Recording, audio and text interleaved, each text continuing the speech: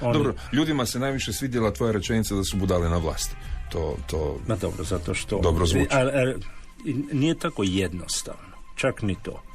Znači, recimo da su većina onih koji su izglasali neke od saborskih zastupnika i stranke koji su namjerno stavili dizače ruku unutra. Znači, mi nemamo izborni sustav gdje ti biraš osobu koja će gore, nego stranka napravi listu i tebi ti se sviđa, ne on je 4., 5. na listi, a koga je stavio? Svi predsjednici stranaka stave izuzetno podobne, ne želi nekog s kim će se svađati cijelo vrijeme. I taj dio nam sustava ne vrijedi. Pa zato je i bilo potpisivanje one peticije za izmjenu izbornog sustava koja nije prošla, zato što nisu pustili da prođe. Taj dio je jako teško upravljati. Ili se moramo odlučiti za jedan izuzetno autoritativni sustav upravljanja gdje jedna osoba ima vlasti, niko je ne zeza te 4 godine, neka napravi to što je obećao.